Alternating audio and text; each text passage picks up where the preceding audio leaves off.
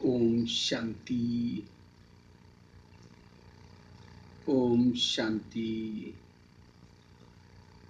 तो विशेष सामने गोवा के भाई बहने सब बैठे हैं।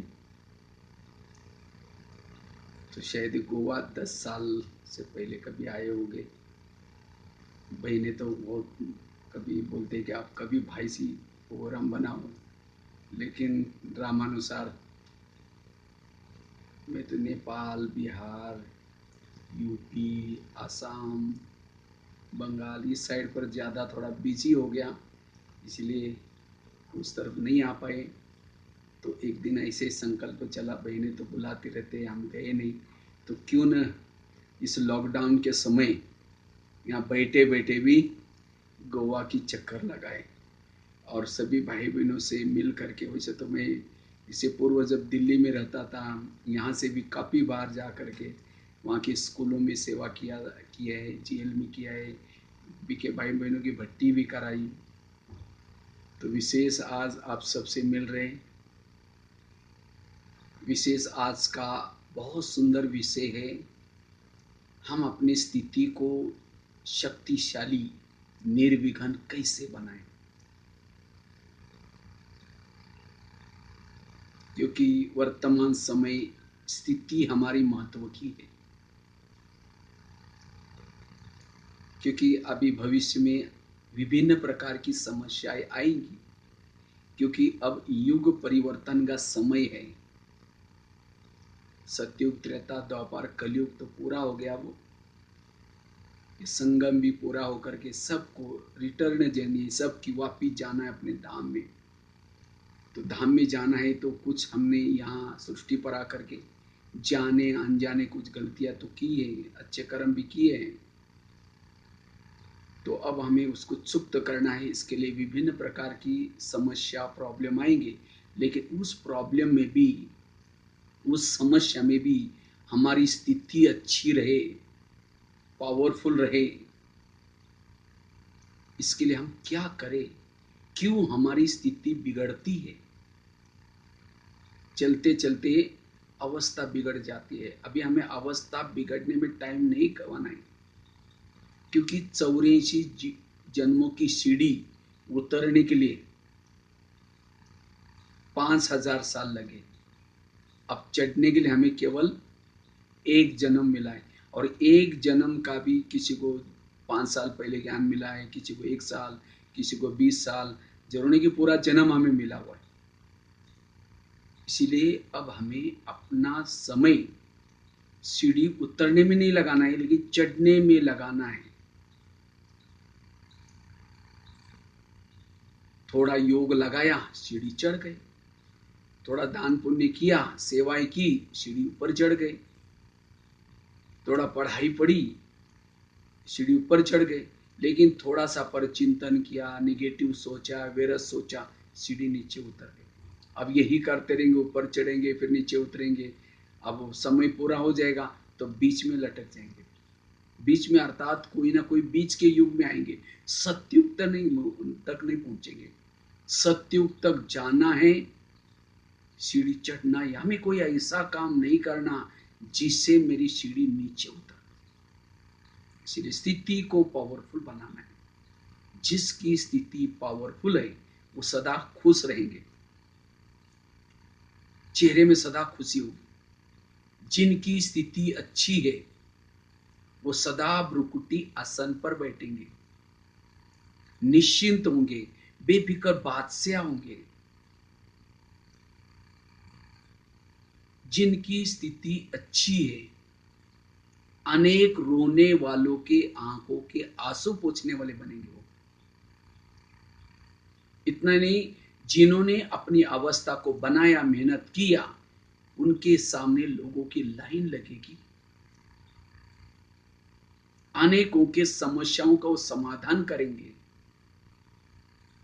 अगर स्थिति जिसकी कमजोर है, विघ्नों में है, खुद रोता रहेगा।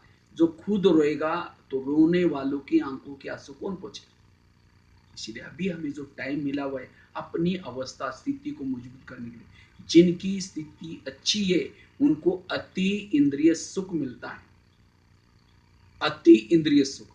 और जिनको अपनी स्थिति के द्वारा अति इंद्रिय सुख मिलता है वो कहीं भी आकर्षित नहीं होंगे, ना विकारों के तरफ, ना व्यक्ति के तरफ, कहीं भी आकर उपराम रहेंगे, वही रागी रहेंगे। उनकी बुद्धि भी वही रागी रहेगी, मन भी वही रागी बनेगा। उसको कोई चीजें आकर्षित नहीं कर सकती। इसीलिए स्थिति को बनाना है।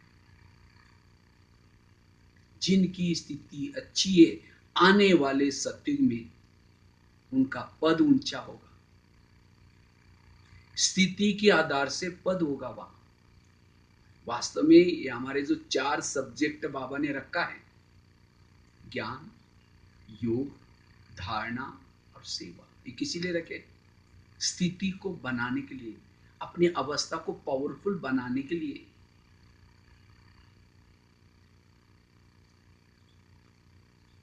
इसीलिए स्थिति को पावरफुल। और स्थिति जैसे आजकल मनसा सेवा चल रही, मनसा सेवा कौन कर सकता है? जिनकी खुद की अवस्था अच्छी है, निर्विघ्न है। अगर खुद ही कोई विघ्नों में है, परिस्थिति में है, वो वायुमंडल और ही खराब करेगा। उसकी सकाश का असर दूसरों पर नहीं पड़ेगा। स्थिति जिसकी खराब है उसका टाइम वेस्ट होता जाएगा। वो योग में बैठने के बाद भी योगी नहीं लगेगा, क्योंकि उनकी अवस्था अच्छी नहीं है। जिनकी अवस्था अच्छी नहीं है उनको छोटी सी बात भी पहाड़ी के समान नजर आती है।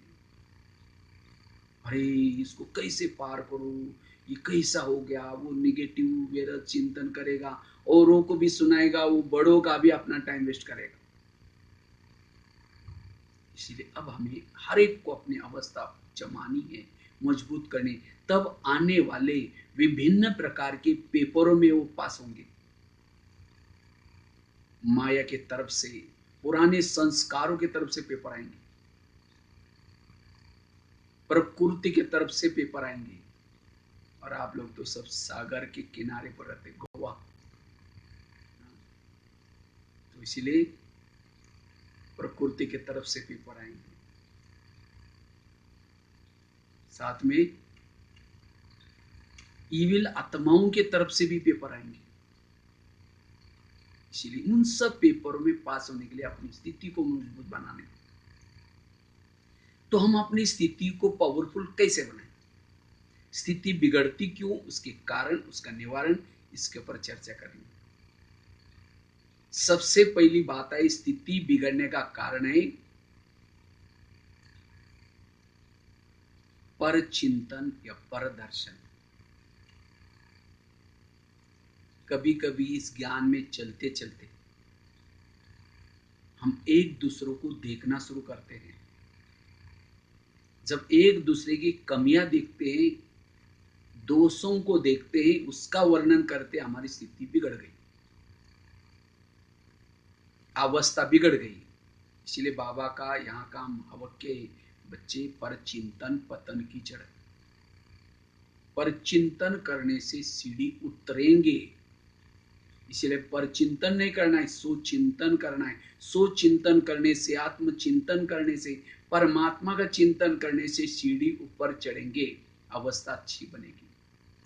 इसलिए जिसको ही बाबा के शब्द में बाबा कहते हैं, झगमुई झगमुई नहीं करो, संग दोष में नहीं आओ, क्योंकि ये समय नहीं है। सभी के श्वास गिनती के हैं। हम दिन प्रतिदिन मौत के नजदीक जा रहे हैं, क्योंकि परिवर्तन तो होना ही है। और उस गिनती के श्वास को अगर हम औरों का चिंतन, व्यर्थ चिंतन करके गवाएंगे, अंत में तो पश्चाताप हो। एक यात्री यात्रा करने में जा रहा था, उसकी यात्रा जंगल से शुरू हुई, तो उसको डर लगता है कहीं शेर चीता ना आ जाए, तो भी वो हिम्मत करके चलता है। तो चलते चलते पीछे मुड़ करके वो शेर को देखते हुए पीछे मुड़ करके देखता है, फिर दौड़ता है, फिर दौड़ता है। तो अचानक पीछे मुड़ कर दौड़ रहा था, वो कुएं में गिर गया। और कुएं में भी नीचे नहीं गिरा, बीच में बेलपतियां थी उसमें लटक गए। उसको जान में जाने अच्छा हो गया, मैं बच गया, शेर से तो बच गया, गिरने से अच्छा हो गया। उसको लगा शेर तो भाग गया होगा, लेकिन जैसे ऊपर शेर करके देखता है तो शेर ऊपर से नीचे झांक रहा था कुएं में। कहता मैं ऊपर आऊंगा नहीं तो मेरे को क्या खाएगा। इतने में उस यात्री की नजर नीचे कुएं में गई, देखा बहुत बड़ा अजगर मुंह फैला करके उस ऊपर आ रहा था। उसको लगा मेरे लिए कोई शिकार आई।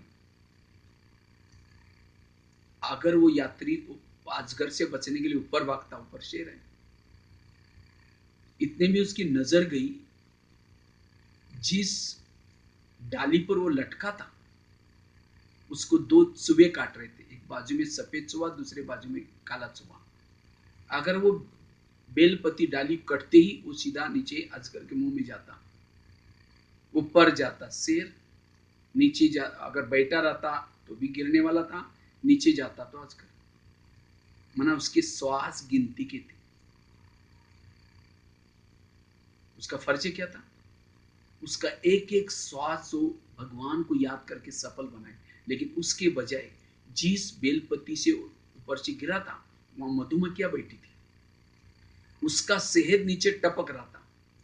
वो यात्री ऊपर देकर के क्या करता है, जो शहद ऊपर से जो गिर रहा था उसको लेकर के चाटने में मस्त हो गया। भूल गया कि अब मैं मरने वाला। ये कहानी किसी और की नहीं, ये हमारी कहानी है।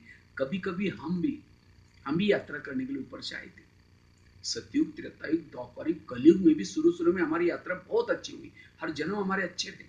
लेकिन अब कलयुग के अंतिम समय सभी यात्रियों के पीछे शेर लगा हुआ, शेर अर्थात विनाश। अब इसे कोई बचने वाला नहीं, क्योंकि युग परिवर्तन है, होने वाला है, सबको जाना है। ऊपर से बॉम्ब्स देख रहे हैं ना, तैयारी चल रही, साथ में जिस बेलपति पर हम लटके, सृष्टि पर लटके, उसको दो चूहे काट रहे। बाजू में सफेद चूहा अर्थात दिन, काला चूहा अर्थात रात।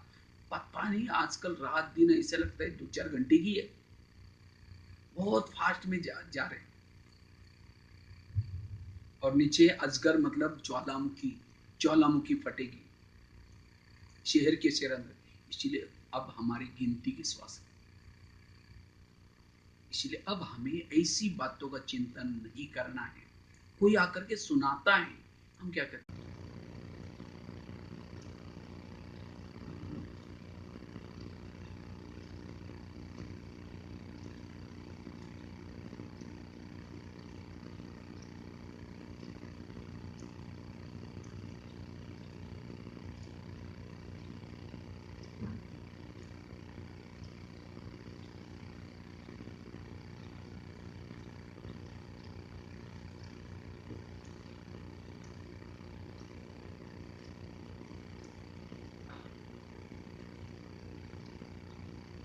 ओम शांति। तो बात चल रही थी ये परचिंतन की। देखो साइंस का साधन है, कभी कभी धोखा देते हैं। यहाँ थोड़े नेट कम हो गए, नेट अचानक बंद हो गई, इसीलिए बीच में थोड़ा डिस्कनेक्ट हुआ, सॉरी। तो बाबा कहते रावण की दुनिया में रहते हैं तो ये साधन तो धोखा देंगे।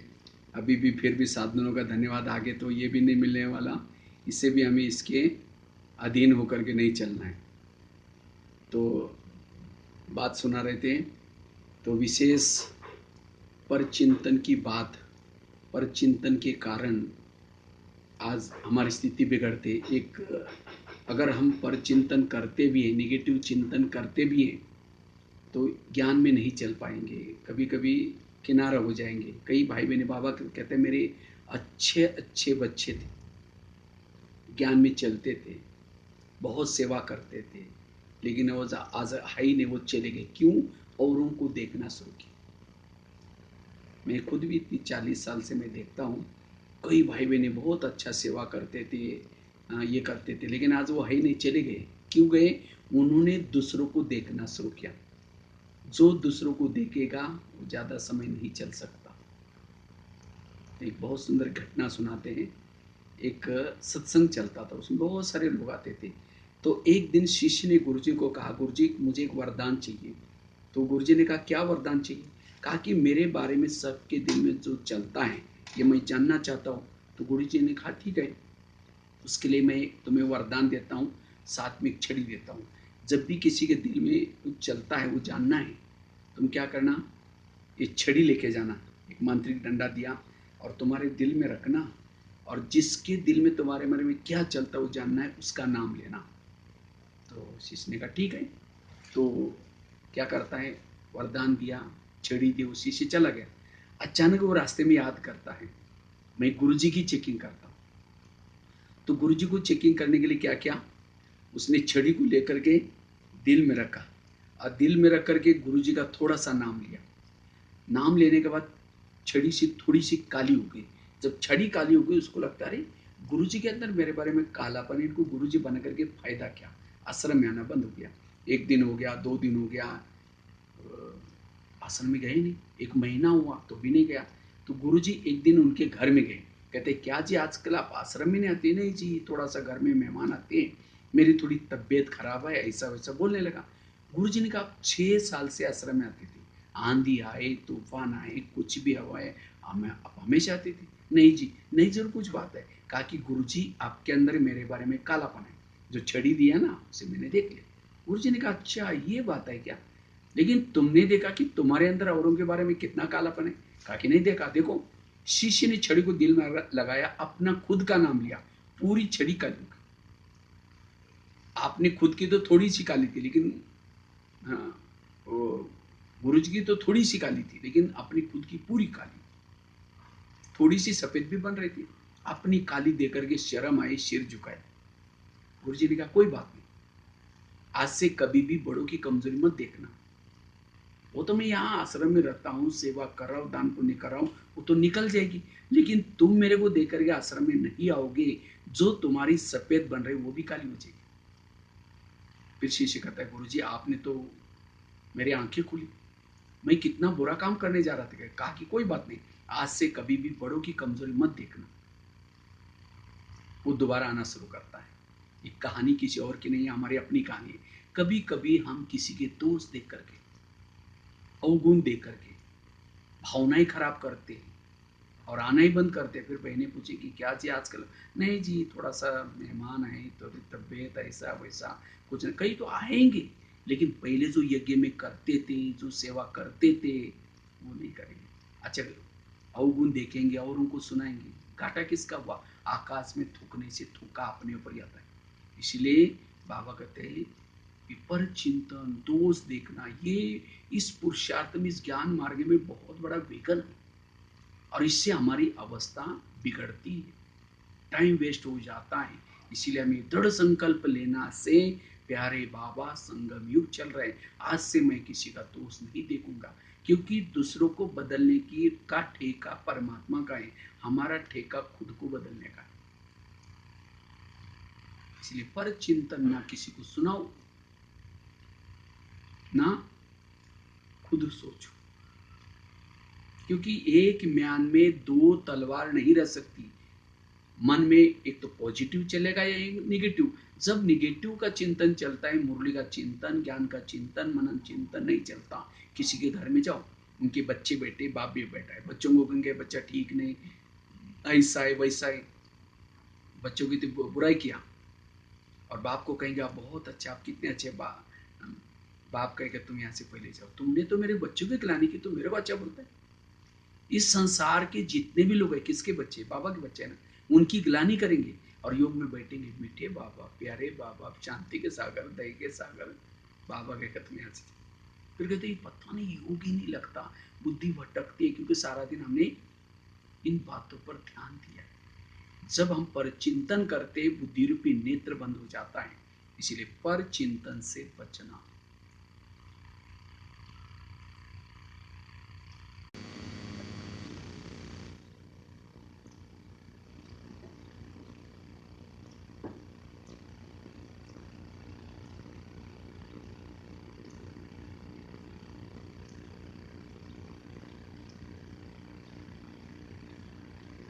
बीच बीच में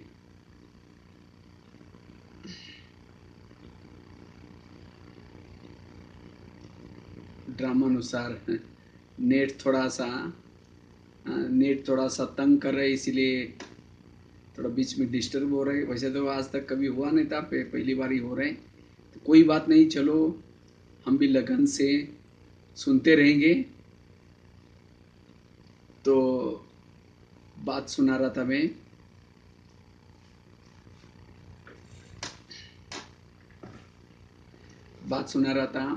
तो वास्तव में ये आत्माभिमानी स्थिति, अशरीरी स्थिति,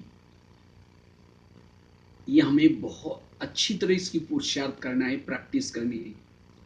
जिस समय आप लोग थोड़ा सा नेट का प्रॉब्लम आता है तो उस समय बिल्कुल योग युक्त होकर के बैठ जाना, ठीक है। तो मैं बता रहा था, जितना आत्मिक स्थिति में रहते हैं, बिंदु स्वरूप में रहते हैं, विधेय स्थिति में रहते हैं,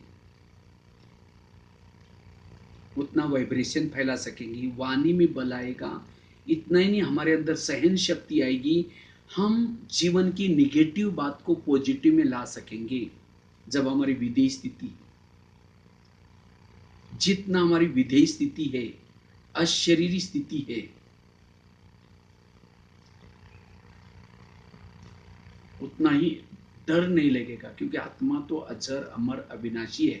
आत्मा को ना शस्त्र काटता है, ना आग जलाते हैं, ना पानी डुबोते हैं।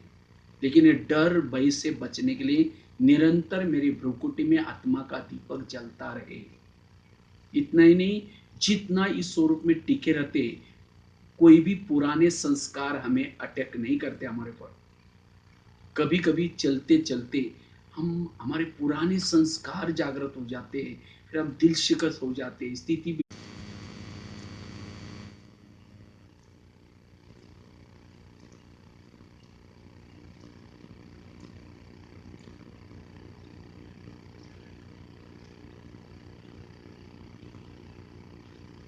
तो हमें भी इस पुरुषार्थ रूपी बिल्डिंग को मजबूत करने के लिए ये आत्मा का लेसन क्या करना है, पक्का करना है। और जो आत्मा का लेसन पक्का करेंगे, उसको माया हिला नहीं सकेगी। जैसे राम रावण का युद्ध चलता है, राम रावण का एक सिर काटता है, फिर दूसरा काटता है, रावण नहीं मरता। विभीषण आता है, उसके कान में एक बात सुनाता है, ये ऐसा नहीं मरेगा, नाभि में तीर लगाओ। और जब नाभि में तीर लगा, रावण क्या हो गया, मर गया। इसी तरह हम भी रावण को मारने में लगे 2 साल से, 4 साल से, 6 साल से, लेकिन नहीं मरा है, क्योंकि उसके गले काटते, कभी काम का गला काटेंगे, कभी क्रोध का काटेंगे, कट जाएगा, दोबारा जुड़ जाएगा। क्यों? हमने उसके नाभि में तीर नहीं लगाया। नाभि है देह का भान। आत्मिक स्थिति में रहने से काम का गला भी कट जाएगा, क्रोध का गला भी कट जाएगा, सभी गले कट जाएंगे। इसलिए हमें ये आत्मा का लेसन पक्का करना है, इससे निर्विघ्न रहिए। कोई भी कड़ा संस्कार, चाहे काम चाहे क्रोध, इसके ऊपर जीत प्राप्त करनी है। आत्माभिमानी बनना, आत्माभिमानी बनने से ही हम निर्विघ्न रहेंगे, शक्तिशाली रहेंगे। अंतिम के पेपर में पास होने के लिए यह हमारी आत्मिक स्थिति बहुत जरूरी है। और जिन्होंने आत्मिक स्थिति बनाने की मेहनत की, वो अंतिम पेपर में पास हो जाएंगे। इसलिए दूसरी बात बताई, देही अभिमानी, आत्माभिमानी, वो कैसे बनना है, क्या करना है, उसका भी फिर विस्तार है, कभी दोबारा इसके बारे में बताएंगे। तो कहने का मतलब ये आत्मा का लेसन पक्का करना है, मेहनत करनी है। ब्रह्मा बाबा ने भी ये पहला लेसन पक्का किया। तीसरी बात है, हमें अपनी अवस्था को मजबूत बनाना है, शक्तिशाली बनाना है। उसके लिए अपने कर्म इंद्रिय की रोज चेकिंग करनी। जितना रोज कर्म इंद्रिय की चेकिंग करेंगे, स्वराज्य अधिकारी बनेंगे, उतना हमारी अच्छी अवस्था बनेगी। अंधा पीस रहा है, कुत्ता बैठ करके खा रहा है। अंधे को लग रहा है, मैंने मराठी में कहना, आंधळ दळतं कुत्र पीठ खाता। इसी तरह अंधा पीस रहा है और कुत्ता बैठ के खा रहा है। इसी तरह आज हम क्या कर रहे हैं, योग लगा रहे, अमृत वेला उठ रहे, दान पुण्य कर रहे, सेवा कर रहे, लेकिन कर्मेंद्रिया मुख बेरद बोल रहे, आंखें बेरद देख रहे, कान गलत सुन रहे, और हमें लग रहा है मेरा बहुत जमा हो गया, लेकिन लीकेज हो रहा है, खाली हो रहा है। इसलिए कोशिश करके हमें क्या करनी है, इस कर्म इंद्रिय की चेकिंग करनी है। कौन सी कर्म इंद्रिया क्या क्या करते। हमारे विघ्नों का कारण, हमारी स्थिति बिगड़ने का कारण कोई व्यक्ति नहीं है, कोई परिस्थिति नहीं है, हमारे ही कर्म इंद्रिया। इसलिए कर्म इंद्रिय की चेकिंग करना जरूरी है। जिसको बाबा कहते हैं स्वराज्य अधिकारी बनो। जो स्वराज्य अधिकारी वही विश्व का राज्य अधिकारी है। Charity begins at home. अपने घर को सुधारो। घर मतलब लौकिक नहीं, इस घर को, इस घर में रहने वाले ज्ञान में चलते हैं। आंखें ज्ञान में है, कान ज्ञान में चलता है, मुंह ज्ञान में चलता है। इनका कभी कोर्स करना। जब आपकी हर इंद्रिया आपके वश में होगी, कहीं की माता बड़ी अच्छी है, ये बहन बहुत अच्छी है, भाई बहुत अच्छा है। अच्छा है मतलब किया, उसकी इंद्रियों पर अपना संयम है। आजकल मम्मी पापा इतने व्यस्त रहते हैं, बच्चा कहाँ गया, किसके संग में गया, क्या देखा, वो पूछने देखने का टाइम भी नहीं है उनको। और जब बच्चा गलत काम करता है, उनकी आंखें खुल जाती है। इसी तरह हम अपने काम धंधे में इतना व्यस्त हो गए, हमारी आंखें क्या देख रहे, मुंह क्या बोल रहे, उसको देखने का सोचने का टाइम ही नहीं है। और आज हमारे से गलती हुई, उसका कारण, अगर वो मम्मी पापा रोज बच्चों को पूछेंगे, बच्चे गलत काम नहीं करेंगे। इसलिए आजकल लॉकडाउन का समय है ना, लॉकडाउन में क्या बोलते, घर में रहो, परिवार के साथ रहो। तो हमें भी इस लॉकडाउन में अपने शरीर में रह करके अपने एक एक इंद्रियों की चेकिंग करने का चांस मिला है। मास्क पहन कर रखो, अंतर्मुखी बनो, साथ में कहते सैनिटाइज करो। रोज बाबा की मुरली सुन करके सैनिटाइज करना हमें। हाँ, मुरली भी और स्थूल सैनिटाइज भी करना है जो गवर्नमेंट। तो इसीलिए हमें व्यर्थों से बचना है, निगेटिव से बचना है, अपने आप को सशक्त बनाओ। इस युद्ध में वही विजय बनेगा जिन्होंने अपने कर्मेंद्र को सहयोगी साथी बनाया। अगर कर्मेंद्र आपको धोखा देती है, इस युद्ध में विजयी नहीं बन सकेंगे। कृष्ण रथ में बैठता है, उसके पहले घोड़ों को प्यार करता, थपथपाता है। अगर घोड़ों को प्यार नहीं करेगा, बराबर जाकर के दुर्योधन के सामने घोड़े गिर जाएंगे, पराजय हो जाएगी। इसी तरह इस युद्ध में विजय बनने के लिए हमें इन इंद्रियों का सहयोग लेना जरूरी है। और जितना कर्मेंद्र का सहयोग लेंगे, वो हर इंद्रिय आपसे, आपके श्रीमत प्रमाण चले, आपके साथ वो भी सहयोगी बने। इसलिए जो इंद्रियों को चलाता है वो पार हो जाता है। जैसे नौका पानी के ऊपर से चलेगी, पार कराएगी, लेकिन नौका के अंदर पानी आएगा, डुबा देगी। इसी तरह जो इंद्रियों को चलाता है वो पार हो जाता है, जिनको इंद्रियां चलाते वो डूब जाता है। इसलिए हमें रोज इनकी चेकिंग करनी। जैसे पहले राजा एक किले में रहते थे, किले को कई दरवाजे होते थे, कोई भी आता है, कहाँ जा रहा है, क्यों जा रहा है, किस लिए जा रहा है, पूछताछ होती थी। इसी तरह हमारा शरीर भी किला है, फोर्ट है, और इसमें आत्मा राजा रहता है। कई युगों में राजा बने, लेकिन अब इस किले में है। इस किले के कई दरवाजे, कान, मुंह, कान, लेकिन इस दरवाजे में कुछ भी आ रहा है अंदर, उसको कोई पूछने वाला ही नहीं। तो अगर कान गलत सुनता है, कान से पूछो, ये कान, ये मेरे योग्य बातें हैं, तुमने क्यों सुनी? ये आंखें, तुमने ये व्यर्थ क्यों देखी? ब्रह्मा बाबा ये पुरुषार्थ किया। बाबा रोज अपना दरबार लगाते थे, और इसी पुरुषार्थ से बाबा ने नारायण का पद प्राप्त किया।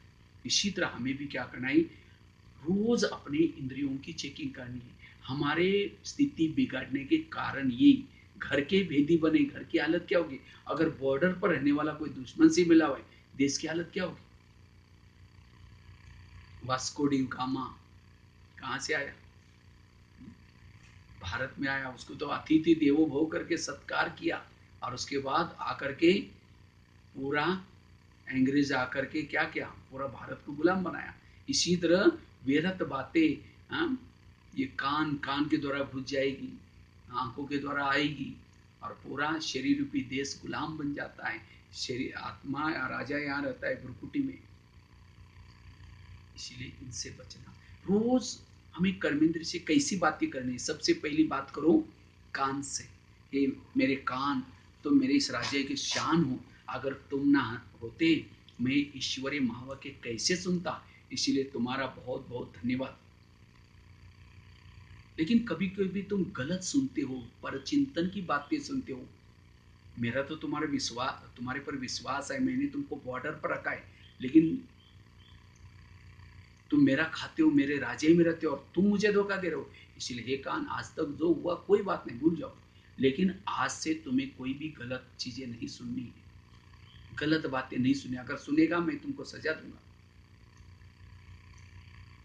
और ये भी नहीं समझना मुझे कुछ पता ही नहीं चलता। मैंने शरीर रूपी किले के चारों तरफ से शीशी कैमरे का प्रबंध किया, इसलिए इसे बचना। आगे चलो, मुख के पास। ये मुख, तुम भी मेरे इस राज्य के शान हो, अगर तुम ना होते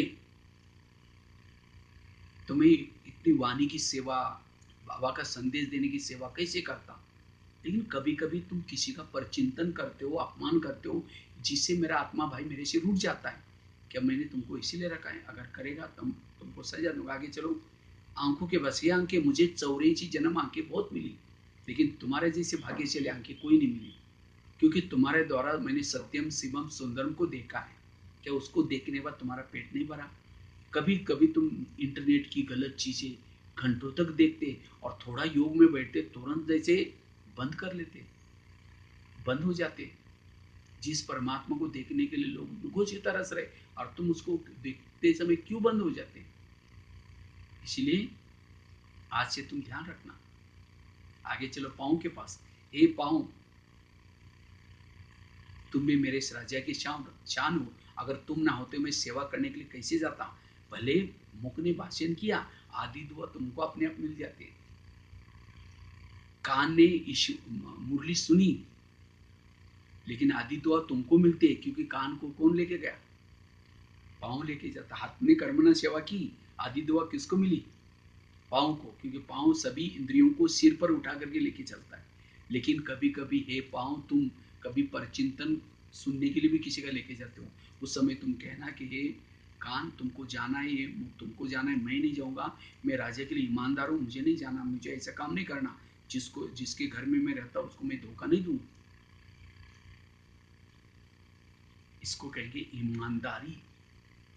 अगर हर इंद्रिया आत्मा के लिए रिगार्ड देंगे, अपना एक्यूरेट ड्यूटी जब आप बजाएंगे, तो हमारी स्थिति अच्छी बनेगी। कई कहते पता नहीं मेरे बच्चे सुनते क्यों नहीं सुनते? जिसकी इंद्रियां नहीं सुनते उसका कोई कहना नहीं मानेगा। इसीलिए बाबा कहते बच्चे स्वराज्य अधिकारी बनो, और जो स्वराज्य अधिकारी बनता है उसकी स्थिति अच्छी बनती है। रात को सोते समय फिर बाद में उनकी चेकिंग करो, कान को पूछे तुम्हारा चार्ट कैसा रहा, तुम्हारा धन्यवाद, सवेरे 7 बजे मुरली सुनी थी, लेकिन 12-1 बजे तुमने कुछ किसी के परचिंतन की बातें सुनी थी, तुमको मैंने सुनने के लिए मना किया था, तुमने सुना, इसीलिए तुम्हारे लिए सजा, तुम्हें दोबारा मुरली सुननी। हमने कान को काटने के लिए सजा नहीं। फिर आगे चलो, मुख के पास। तुम्हारा चार्ट कैसा रहा? समझो कान ने दरवाजा खोला, तुमने तो चुप रहना चाहिए था, तुमने भी बोला हाँ वो ऐसी करते, उसने ऐसा किया, तो इसीलिए तुम्हारे लिए सजा, कल का तुम्हारा कारोबार बंद रहेगा। मौन। इसीलिए ये है पुरुष। इससे जितना हमारा इस इंद्रियों पर शासन होगा, स्थिति अच्छी बनेगी, निर्विघ्न बनेंगे। 3 बातें सुनाई। पहली बात बताई, अगर हमें स्थिति को अच्छी बनानी है, पहली बात बताई पर चिंतन से बचना।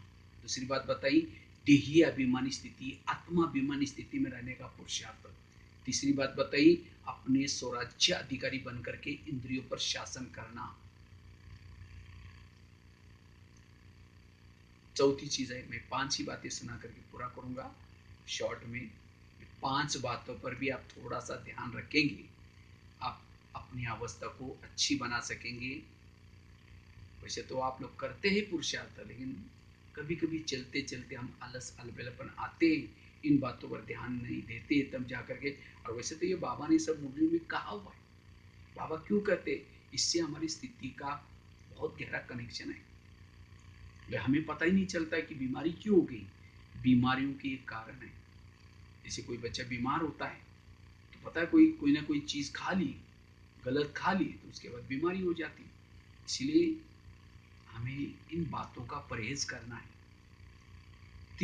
चौथी चीज है, हमारी स्थिति बिगड़ने का कारण है हम योग के ऊपर विशेष ध्यान नहीं देते। जितना योग के ऊपर ध्यान देंगे, योग के ऊपर अटेंशन देंगे, स्थिति अच्छी बनेगी। और उसमें भी अमृत वेला का योग, क्लास के पहले का योग और ईश्वरी मावा के, ये तीन चीजें आत्मा स्थिति बनाने का बहुत बड़ा साधन है। तीन चीजें बड़ी जरूरी है। एक तो योग, अमृत वाला योग, क्लास के पहले योग और मुरली। ये तीन चीजों के ऊपर थोड़ा सा आलस अलबेलापन आता है तो स्थिति बिगड़ गई। अमृत वेला सब तो करते होंगे ना सभी, लेकिन अमृत वेला केवल नेमिनाथ बैठ करके उठ करके बैठना ऐसा नहीं है। उठ करके बैठ करके ये स्थूल आंखें खुली, बुद्धि रूपी आंख भी खुली, क्योंकि हमारा योग है बुद्धि का योग, ध्यान जिसको कहते हैं। समझो मैंने अभी आपको कहा कि इसी समय ओम शांति भवन के सामने आप खड़े, ओम शांति भवन, वहां से आप अंदर जा रहे सीढ़ी चढ़ करके, ओम शांति भवन को देख करके नीचे पांडवन के गेट के सामने आए, अंदर आए, अंदर जा करके जहां शांति स्तंभ है वहां पहुंचे। शांति स्तंभ चक्कर लगा करके फिर बाबा के रूम में गए, जहाँ बाबा का नीला सा ट्रांसलाइट है, जहाँ बाबा का खटिया भी रखे, भोग लगता है भी नहीं। वहाँ से आप तब इसमें गए, जो बाबा की झोपड़ी है वहाँ चले, सामने झूला है, झोपड़ी के तरफ जाते समय जैसे बाबा के झोपड़ी में गए, एक गदी लाए और साथ में बाबा का फोटो, जहाँ बाबा खत लिखते थे, 2 मिनट बाबा की दृष्टि लेकर के वहां से आप पीस पार्क में गए। पीस पार्क ओम का जो बना हुआ सीमेंट का, वहां खड़े गुरु शिखर की तरफ देख रहे। वहां से आप ज्ञान सरोवर में आए, किचन के सामने खड़े हैं। वहां से नीचे शांतिवन में आए, डायमंड हॉल के अंदर लास्ट के पीछे के दरवाजे से बाबा का विशाल फोटो देख रहे हैं स्टेज के ऊपर। वहां से आप तपस्या धाम गार्डन में गए, थोड़ा सा पीछे मुड़ करके देखा पहाड़ी पर जहां ओम शांति लिखा, तो दिखाई पड़ा सभी को। तो कैसे देखे, आप तो वहां बैठे गोवा में, आपकी आंखें वहां देख रही, लेकिन वो कौन देख रहा था, बुद्धि। इसको कहते बुद्धि, इसको कहते ध्यान। ऐसे ही हमें वहां शरीर से बैठे हुए भी धीरे धीरे चांद सूरज तारागण से पार अव्यक्त वतन की दुनिया को बुद्धि से देखना है। ब्रह्मा बाबा उठ करके खड़े हो गए, बाबा ने मुझे दृष्टि दी, फरिश्तों की सभा को देख रहे हैं, वहां से परम धाम में। तो बुद्धि रूपी नेत्र से बुद्धि की हमारी यात्रा है, लेकिन ये बुद्धि को परम धाम दिखाई पड़े, वहां बुद्धि टिके, उसके लिए सारा दिन व्यर्थों से मुक्त बनना है। जैसे मैंने कहा ना, परचिंतन, ये परचिंतन करने से, निगेटिव सोचने से बुद्धि के ऊपर एक धूल आती है, और धूल वाले बुद्धि में ये परम धाम परमात्मा ये दृश्य नजर नहीं आते, दूर का दिखाई नहीं पड़ेगा। इसलिए बुद्धि को क्लीन रखो, क्लियर रखो। जितनी सारा दिन बुद्धि, जैसे कैमरे को जब यूज करते उसका लेंस खुल जाता है, जब बंद करते तो उसका लेंस अपने बंद होता है, क्योंकि कैमरे का लेंस इंपॉर्टेंट होता है। इसी तरह हमारा बुद्धि रूपी कैमरा भी जितना भी क्लीन रहेगा, क्लियर रहेगा, उतना घंटों तक हम योग तपस्या कर सकते हैं। इसलिए विधि पूर्वक योग कर। और योग में जैसे मोबाइल को चार्ज करना है, प्लग के पास लाकर रखते हैं, केवल रखेंगे नहीं, उसकी तारे डालेंगे, स्विच चालू करेंगे, तब मोबाइल की बैटरी चार्ज हो जाती है। इसी तरह आत्मा की बैटरी को चार्ज करनी है, उसके लिए हमें क्या करना है? उसके लिए स्मृति का स्विच अप चालू करना है। बाबा ने मेरे ऊपर क्या उपकार किए, बाबा ने मुझे क्या से क्या बनाया। जितनी स्मृति गहरी उतना योग गहरा, इसीलिए स्विच चालू करना। और ऐसे नहीं योग में बैठेंगे मैं आत्मा हूँ शांत स्वरूप, फिर कहीं मन बुद्धि इधर उधर, यहाँ इधर उधर गई तो अमृत वाला अगर पावरफुल नहीं होगा तो बैटरी आत्मिक स्थिति नहीं बनेगी। इसलिए आत्मिक स्थिति बनाने के लिए तो अमृत वाला, दूसरा क्लास के पहले योग। अभी तो क्लास में तो नहीं जा सकते, लॉकडाउन का समय चल रहा है। कोई बात नहीं, लॉकडाउन जैसे पूरा हो जाएगा उसके बाद जरूर जाना। नहीं तो ऐसे नहीं 3 महीना बड़ा आनंद आ गया, घर में नाश्ता भी बनाओ, खाना भी बनाओ और साथ में मुरली भी सुनो, तो रोज जाने की करने की क्या जरूरत है? सेंटर की वैल्यू अलग है। और ये तो मजबूरी से बाबा ने, कोरोना वायरस था इसीलिए हमारी छुट्टी हुई थी। नहीं तो संगठन में जाने से संगठन के वाइब्रेशन, संगठन का बल, इससे हमारी स्थिति बनती है। इसलिए हमें क्लास के पहले जाकर के, क्योंकि सेंटर का वायुमंडल तब बनता है जब हम संगठन में योग करते हैं। खेती में बीज डालते हैं उससे पहले क्या करते हैं? हल चलाते हैं।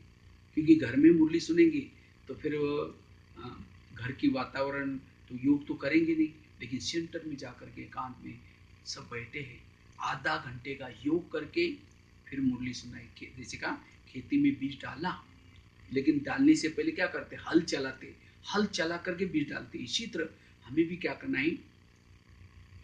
ज्ञान का बीज डालने से पहले योग करके फिर सुनना है, तब आपको मुरली धारणा में आएगी, समझ में आएगी। तो ये पक्का करना है मुझे, कुछ भी हो जाए।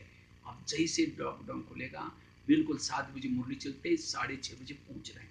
मैं देखता हूँ आजकल कई कई सेंटर पर क्या हो रहा है, कई भारत में मुझे जाने का मौका मिलता है।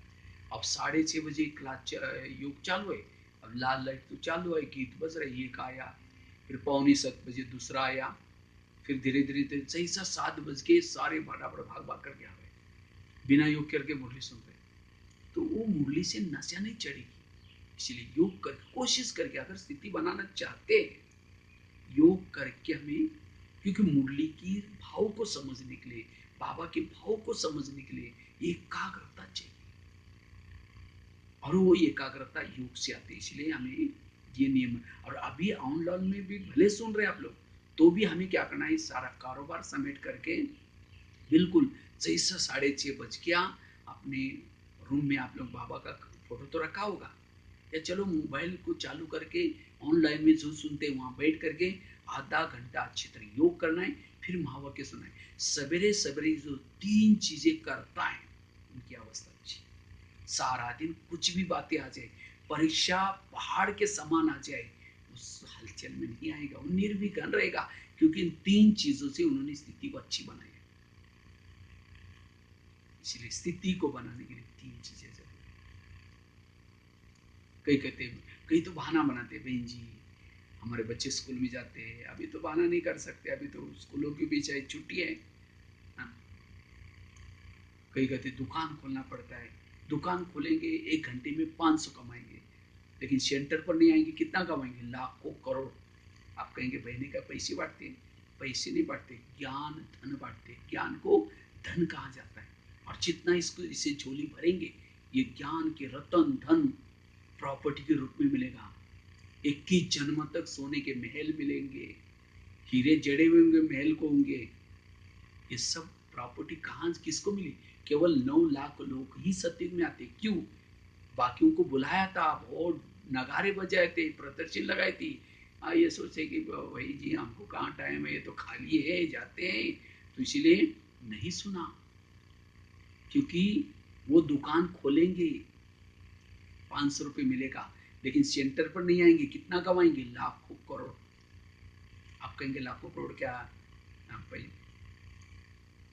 स्कूलों में बच्चों को पैसा नहीं बांटते, ज्ञान बांटता है टीचर, और वही ज्ञान उसको धन के रूप में मिलता है। इसी तरह परमात्मा ने ये प्रजापिता ब्रह्मा कुमारी विद्यालय खोला है, और इसी के माध्यम से बाबा ज्ञान के रतन बांट रहे हैं। और जो जितना ये ज्ञान रतन इकट्ठा करता है, यही उसकी असली कमाई है। बाकी इन आंखों के द्वारा जो कुछ देखते हैं, सब कुछ नष्ट हो। गीता में भी कहा, क्योंकि रिटर्न चाहिए, युग बदलना है, सबको जानना है। देखा ना, अभी ये कोरोना आया, बड़े बड़े देशों ने भी घुटने टेक दिए, कहाँ पहुंच गए?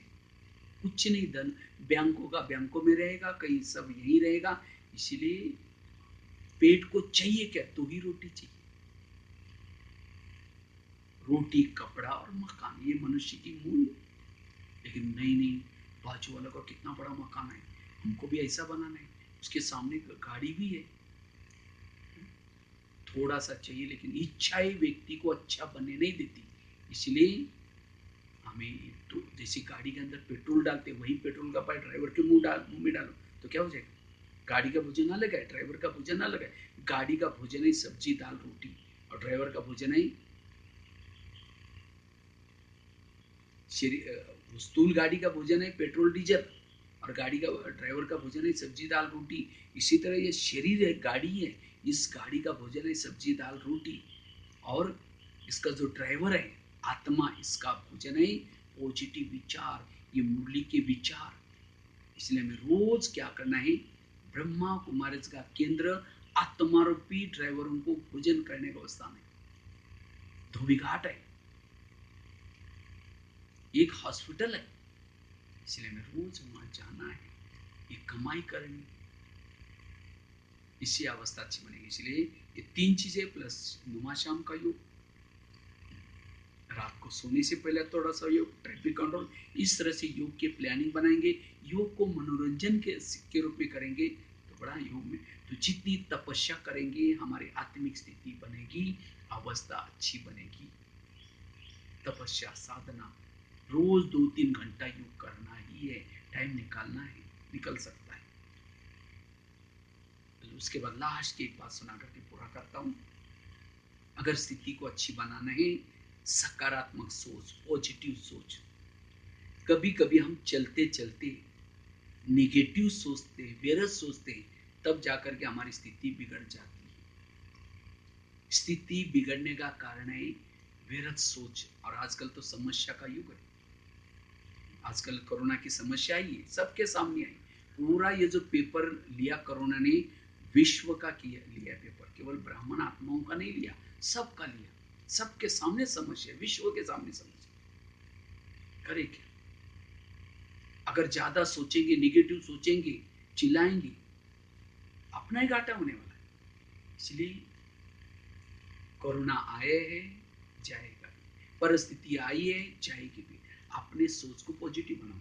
ये जीवन एक यात्रा है, इस यात्रा में अलग अलग प्रकार के अच्छे भी साइड सीन आते हैं, बुरे भी आते हैं। अगर बुरा कोई साइड सीन आ रही, ये क्यों हुआ या कैसे, तो कोई बात नहीं, आगे चलो, जो बीत गया चला गया। इसलिए संकल्प को बचाना। और आजकल तो कोरोना का जो प्रकोप है, कहते जो ज्यादा नेगेटिव सोचता है, व्यर्थ सोचता है, टेंशन में आता है, उसको ज्यादा उसका प्रभाव पड़ता है। क्योंकि इस कोरोना की प्रकोप से बचने के लिए रोग प्रतिकारत्मक शक्ति चाहिए, और आजकल तो सब खुला किया है, कोरोना काफी लोगों को हो रहा है, लेकिन वही उनसे बच जाएंगे जिनकी इम्यूनिटी पावर अच्छी है। इम्यूनिटी पावर बढ़ती है पॉजिटिव से, सकारात्मक सोच से। जितना तनाव टेंशन से दूर रहेंगे, लेकिन इन परिस्थितियों का चिंतन, व्यर्थ चिंतन करके हम क्या होते हैं, टेंशन में आते, तनाव में आते, तो कभी इन बीमारियों का प्रभाव हमारे पर पड़ता है। इसीलिए शायद हमारे प्रधानमंत्री जी ने एक मंत्र सबको दिया, हमारे लिए, हमारी जान अच्छी है तो हमारे लिए जान है, अर्थात जान अर्थात हमारे हेल्थ अच्छे है तो हमारे लिए दुनिया है। अगर हमारा हेल्थ ही बिगड़ गया तो हमारे लिए दुनिया भी कोई काम की, खत्म हो गया हमारे लिए। इसलिए अपनी जान को क्या करो, संभालो, इसके लिए पॉजिटिव रहो, सकारात्मक रहो। अगर दुकान में घाटा भी हुआ इतना दिन, ये भी रहा, कोई बात ना, अगर आपकी हेल्थ अच्छी है दोबारा आप इसको कमा सकते हैं। इसलिए व्यर्थों से बचना, पॉजिटिव रहना। 70% लोगों को जो बीमारी हो रहे हैं निगेटिव से, गलत खान पान से। इसीलिए कहते हैं ना, खान पान काढ़ा पियो, फिर ये आजकल ऐसी ये भी बताते आयुर्वेदिक, क्यों? इससे भी हमारे अंदर इम्यूनिटी पावर बढ़ते है, खान पान से प्लस विचारों से। इसलिए कुछ भी हो जाए हमें पॉजिटिव रहना है। कभी कभी हम न चाहते हुए नेगेटिव में क्यों चले जाते हैं? परिस्थितियां सामने आती है। परिस्थिति को जो पॉजिटिव लेता है वही परिस्थिति उसके लिए वरदान बनती है। परिस्थिति को जो नेगेटिव रूप में लेता है वही परिस्थिति उसके लिए श्राप बनती है। जीवन का दुख और सुख क्या है? जो नेगेटिव सोचता है वो दुखी है, जो पॉजिटिव सोचता है वो सुखी है। इसलिए पॉजिटिव रहना, सकारात्मक रहना, स्थिति मजबूत होगी। वास्तव में आत्मा कोई चीज नहीं, जो सकारात्मक सोचता है, पॉजिटिव सोचता है, व्यर्थों से मुक्त है, वो आत्मा अभिमानी स्वरूप में है, वो अपने भ्रुकुटी आसन पर बैठा है। इसीलिए सदा पॉजिटिव रहना, सकारात्मक रहना। जैसे मैं सुना रहा था, जितनी भी बीमारी होती है, आज किसी को पेट की बीमारी होती है, ईर्ष्या वाले विचार चला है, पेट की बीमारी, ब्लड प्रेशर बढ़ गया, बीती हुई बातों को याद किया, ब्लड प्रेशर बढ़ गया, शुगर, दूसरे को कंट्रोल करने की कोशिश करेंगे, शुगर। इसलिए कहते हैं ना, जिसका पाव गरम, पेट नरम, दिमाग ठंडा, उस घर में डॉक्टर आने की जरूरत नहीं। लेकिन आजकल उल्टा होता है, पाव रहते हैं ठंडे, दिमाग रहता है गरम। पाव गरम कब रहेंगे? जब थोड़ा वॉकिंग करेंगे, एक्सरसाइज करेंगे, पाव गरम रहेंगे। पेट नरम तब रहेगा जब संतुलित आहार खाएंगे। और दिमाग ठंडा तब रहेगा जब परिस्थिति को पॉजिटिव रूप में लेंगे। तीन चीजें हमें करनी, हेल्दी, वेल्दी और हैप्पी बने। इसीलिए आजकल डॉक्टर भी क्या कहते हैं, कड़वी चीजें खाना पसंद करो, करेले खाओ, कड़वे के पत्ते खाओ, मेथी के लड्डू खाओ, जीवन की कड़वी बातों को डाइजेस्ट करो। इसीलिए हमें सदा पॉजिटिव रहना। लेकिन क्यों ऐसी बातें कभी कभी न चाहते भी हमारे संकल्प तेजी से चलते हैं। कई कहते मैं इसके रास्ते में जाता नहीं, मैंने इसका कुछ बिगाड़ा नहीं, फिर भी ये मेरे साथ ऐसा क्यों करता है? टाली कभी एक हाथ से नहीं बजती, टाली के लिए दो हाथ चाहिए। अगर कोई व्यक्ति मेरे साथ ऐसा वैसा करता है, इसका मतलब मैंने भी कभी किया था। आपके आसपास के जितने भी लोग हैं, कोई आपको देने के लिए, कोई आपसे लेने के लिए, और जिन्होंने इस लेने देने को समझा वो सदा पॉजिटिव रहेगा, सकारात्मक रहेगा। इसलिए पॉजिटिव बनना।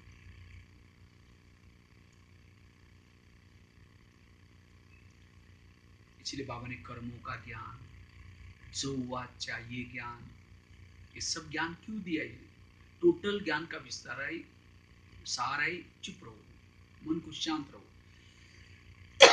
और जितना चुप रहेंगे, मन को शांत रखेंगे, हमारे पास सहन शक्ति आएगी।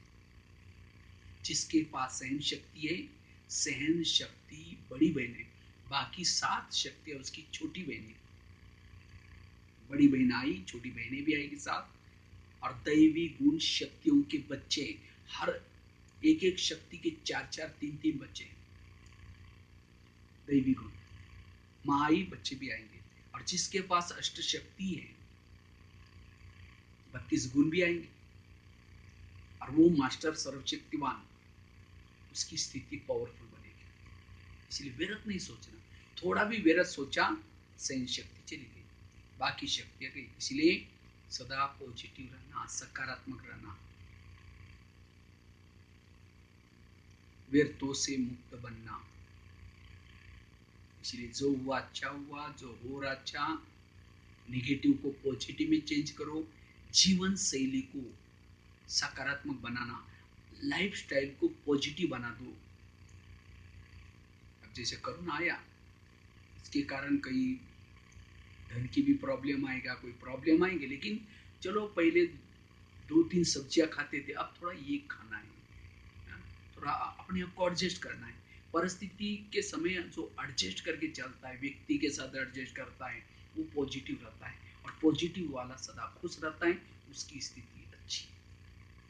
तो पॉजिटिव कैसे बनना, उसका भी काफी विस्तार है। तो कहने का मतलब, ये 5 जो चीजें हैं, इसमें से कोई भी एक चीज अगर हमारे में आती है तो हमारी स्थिति डामाडोल हो जाते हैं, पुराने को संस्कार।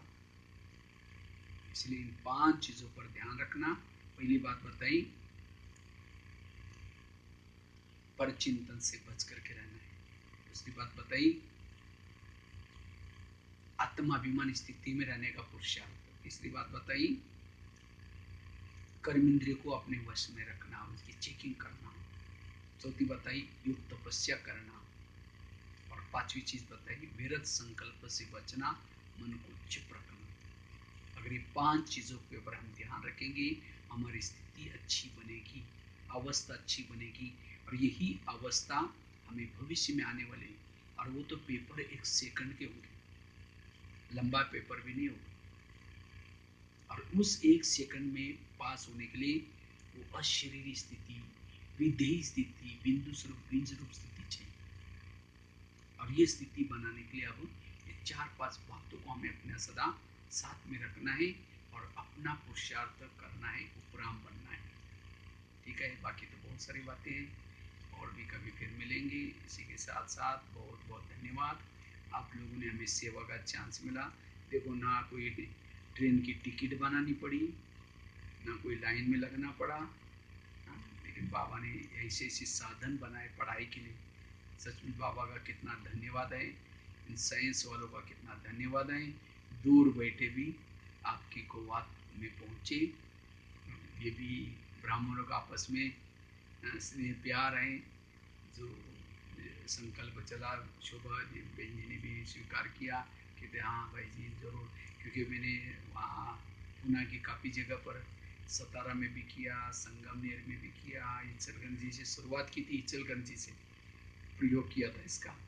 क्योंकि मुझे तो ये सब में पढ़ाई कम किया है, ये सब नहीं आता था, लेकिन कुछ भाइयों ने मुझे सिखाया और इसी से फिर पहला प्रयोग इचलगंजी में किया, फिर कोल्हापुर में, फिर उसके बाद और अन्य जगह पर तो बहुत मैं सोचा। फिर अचानक एकदम कहाँ में, सिक्किम, सिलीगुड़ी, उसके बाद उधर गुवाहाटी उधर, लेकिन हमने सोचा गोवा को तो छूट गया, मेरे को याद था, इसलिए आज आप लोगों से मिले हैं। तो आप लोग जरूर इन बातों का ध्यान रखेंगे, अपनी अवस्था अच्छी बनाएंगे और वही मंडल को कोशिश करके अच्छा बनाएंगे, सकाश देने की सेवा करेंगे। तो इसलिए इसी के साथ धन्यवाद। और 3-4 मिनट हम थोड़ा सा कमेंट्री से लास्ट में योग करेंगे। सभी अपने अपने जगह पर स्थित रहेंगे, भ्रुकुटी आसन पर बैठेंगे। मैं आत्मा दोनों भ्रुकुटी के मध्य में स्थिर हूं।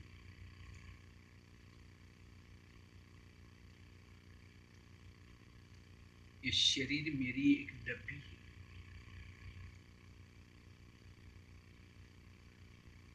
मैं आत्मा इसके अंदर चमकीला हीरा हूं।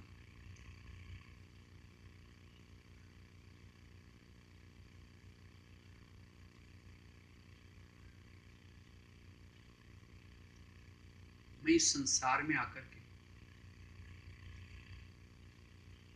हीरो पार्ट बजाया,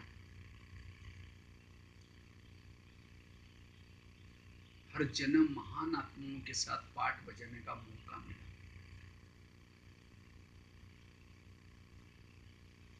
अब ये युग परिवर्तन का समय आ गया। अब मेरी रिटर्न जर्नी है।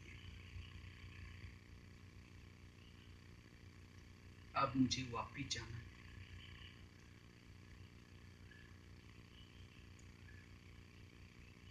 अब इस भौतिक शरीर को मैं यहां रख करके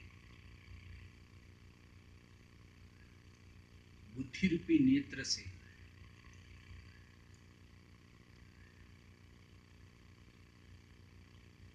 मन और बुद्धि से एक चमकीली ड्रेस में मैं जाता हूं। चमकीली ड्रेस धारण करता हूं।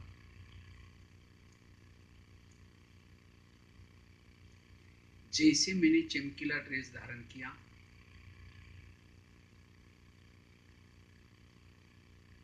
मैं बिल्कुल हल्की हो गई।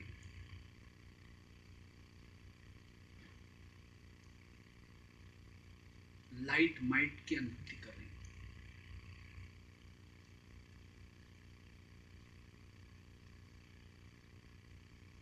अब मैं ऊपर की तरफ जा रही हूँ, अपने अव्यक्त वतन की तरफ जा रही हूँ बुद्धि के द्वारा। चांद सूरज तारंगन से भी पार, वो अव्यक्त वतन की दुनिया, फरिश्तों का राजा ब्रह्मा बाबा,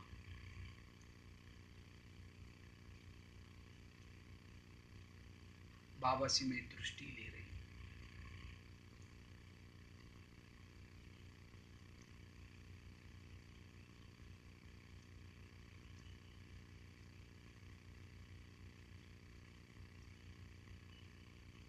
बाबा से दृष्टि लेते लेते मैं शक्तिशाली स्थिति की अनुभूति कर रही हूं।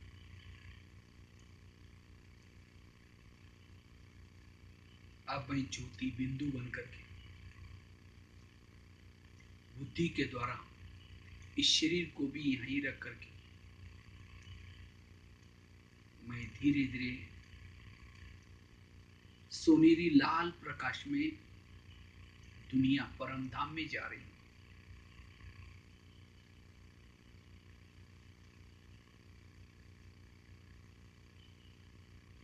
जैसी मेरी मन बुद्धि परम धाम में पहुंची, बुद्धि रूपी नेत्र के सामने वो ज्ञान सूर्य शिव बाबा, सत्यम शिवम सुंदरम शिव बाबा को देख रहे हैं।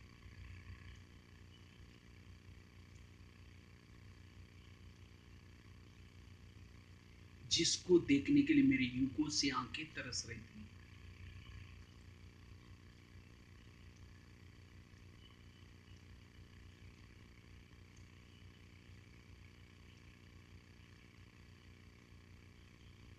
बाबा के सानिध्य से हजारों सूर्य से भी शक्तिशाली किरणों का मैं अनुभव कर रही हूं।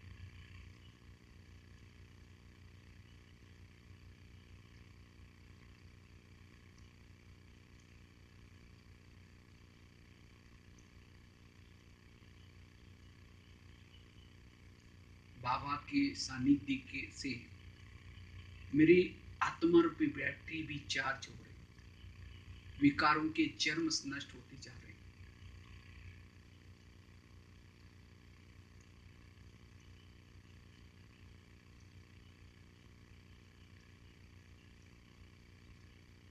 ओ मीठे बाबा,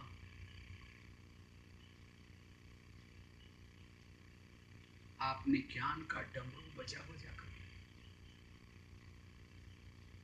आगम निगम के सारे भेद खोले। मैं स्वयं को भूल गया था, अपने घर को भूल गया था। प्यारे बाबा, मैं आपको भी भूल गया था।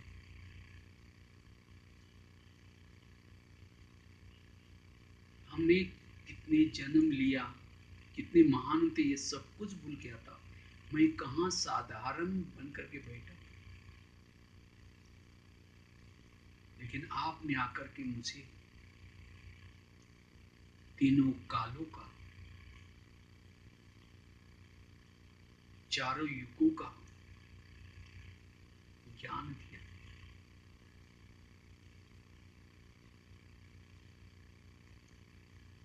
अब मैं आपको कभी नहीं भूल सकती।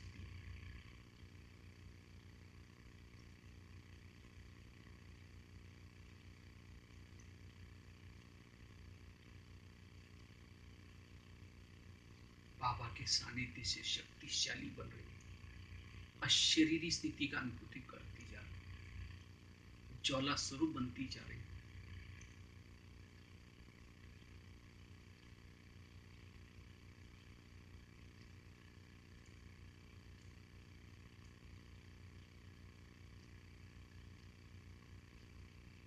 अब ये प्रभु मिलन कर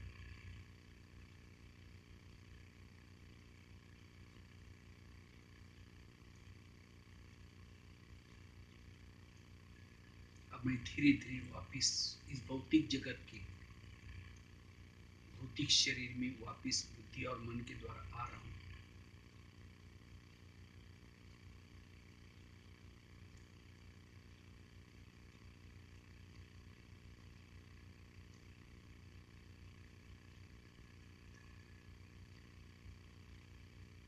अब मेरी आत्मा की ज्योति चार्ज हो गई। भ्रुकुटी में दीपक जागृत है। इस ऊर्जा को मैं विश्वमय में फैलाऊंगा और सदा ज्योति को जागृत रखूंगा।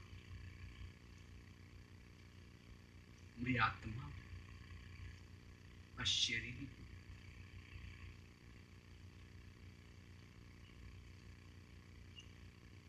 ओम शांति शांति शांति।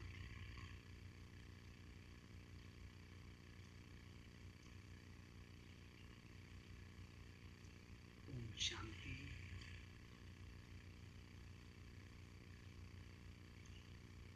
सभी का धन्यवाद।